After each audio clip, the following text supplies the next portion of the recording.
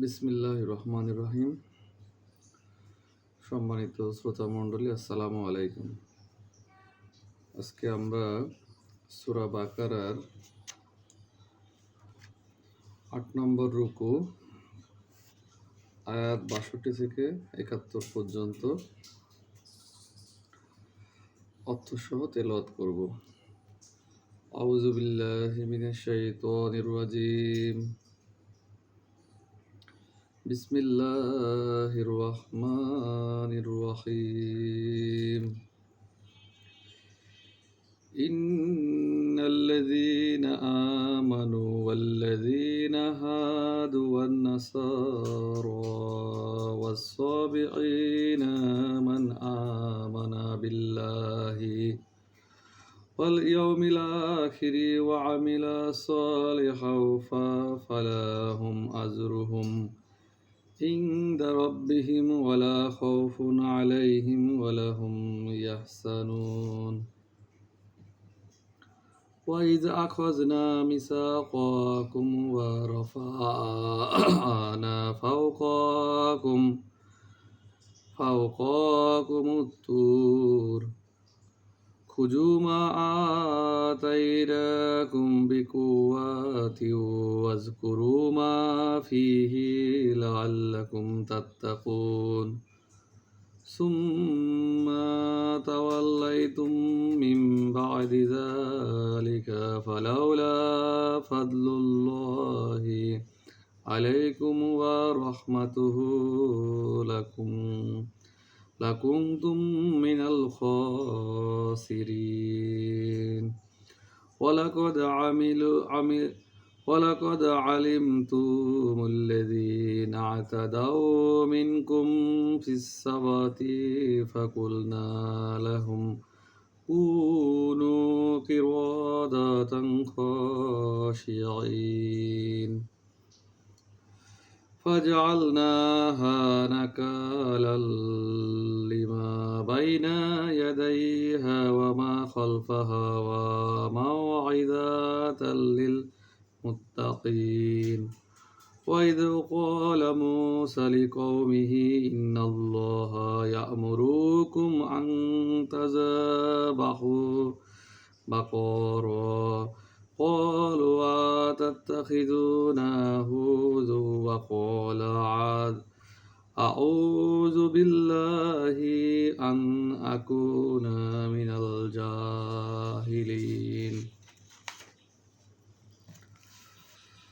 قالوا ادع لنا ربك يبين لنا ما هي قال إنه يقول إنها بقرة لا فريد ولا يقار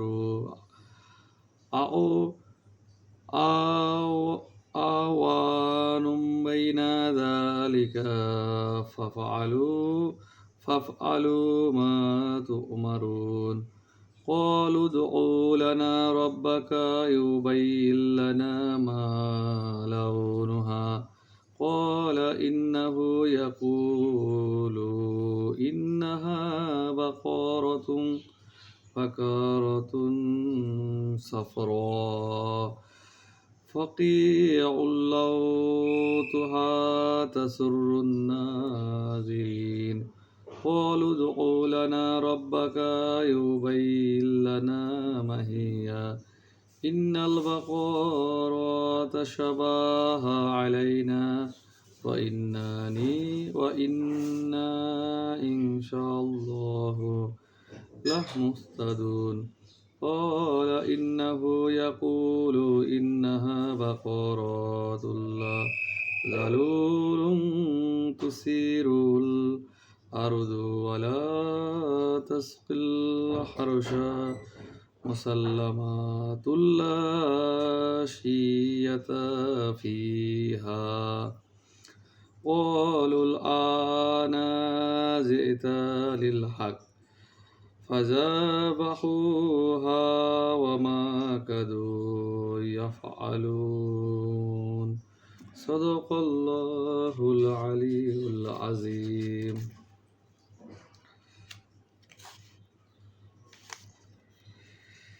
ইরশাদ হচ্ছে, নিশ্চয়ই যাহারা ঈমান আনিয়াছে, যাহারা ইয়াহুদী হইয়াছে এবং খ্রিস্টান ও সাবিঈন, যাহারাই আল্লাহ ও আখিরাতে ঈমান আনে ও সৎ কাজ করে, তাহাদের জন্য পুরস্কার আছে তাহাদের প্রতিপালকের নিকট। তাহাদের কোনো ভয় নাই এবং তাহারা দুঃখিত হইবে না। স্মরণ করো যখন তোমাদের অঙ্গীকার লইয়াছিলাম এবং তুরকে তোমাদের ঊর্ধ্বে উত্তোলন করিয়াছিলাম, বলিয়াছিলাম, আমি যাহা দিলাম দৃঢ়তার সহিত গ্রহণ করো এবং তাহাতে যাহা আছে তাহা স্মরণ রাখো, যাহাতে তোমরা সাবধান হইয়া চলিতে পারো। ইহার পরেও তোমরা মুখ ফিরাইলে আল্লাহর অনুগ্রহ এবং অনুকম্পা তোমাদের প্রতি না থাকিলে তোমরা অবশ্যই ক্ষতিগ্রস্ত হইতে। তোমাদের মধ্যে যাহারা শনিবার সম্পর্কে সীমালঙ্ঘন করিয়াছিল তাহাদিগকে তোমরা নিশ্চিতভাবে জানো। আমি তাহাদিগকে বলিয়াছিলাম, তোমরা ঘৃণিত বানর হও। আমি ইহা তাহাদের সমসাময়িক ও পরবর্তী গণের শিক্ষা গ্রহণের জন্য দৃষ্টান্ত ও মুত্তাকিদের জন্য উপদেশ স্বরূপ করিয়াছি। স্মরণ করো যখন মূসা আপন সম্প্রদায়কে বলিয়াছিল, আল্লাহ তোমাদিগকে একটি গরু জবের আদেশ দিয়াছেন। তাহারা বলিয়াছিল, তুমি কি আমাদের সঙ্গে ঠাট্টা করিতেছ? মূসা বলিল, আল্লাহ স্মরণ লইতেছি, যাহাতে আমি অজ্ঞদের অন্তর্ভুক্ত না হই। তাহারা বলিল, আমাদের জন্য তোমার প্রতিপালককে স্পষ্টভাবে জানাইয়া দিতে বলো, উহা কিরূপ? মূসা বলিল, আল্লাহ বলিতেছেন, উহা এমন গরু যাহা বৃদ্ধও নহে, অল্প বয়স্কও নহে, মধ্যবয়সী। সুতরাং যাহা আদিষ্ট হইয়াছ তাহা করো।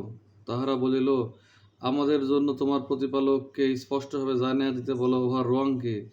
মূসা বলিল, আল্লাহ বলিতেছেন, উহা হলুদ বর্ণের গরু, উহা রং উজ্জ্বল গাঢ়, যাহা দর্শকদিগকে আনন্দ দেয়। তাহারা বলিল, আমাদের জন্য তোমার প্রতিপালককে স্পষ্টভাবে জানিয়া দিতে বলো, উহা কোনটি? আমরা গরুটি সম্পর্কে সন্দেহে পতিত হইয়াছি এবং আল্লাহ ইচ্ছা করিলে নিশ্চয়ই আমরা দিশা পাইব।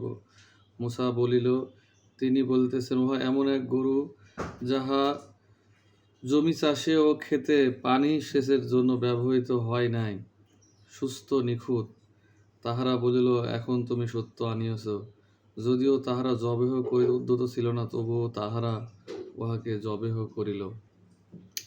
সম্মানিত শ্রোতা মণ্ডলী, আজকে আমরা সূরা বাকারার যে আয়াতগুলো পড়লাম, এখানে এই বাকারা যে নামকরণ করা হয়েছে সূরাটির, সেই বাকারা অর্থ গরু, সেই গরুটি কয়েকবার আসছে।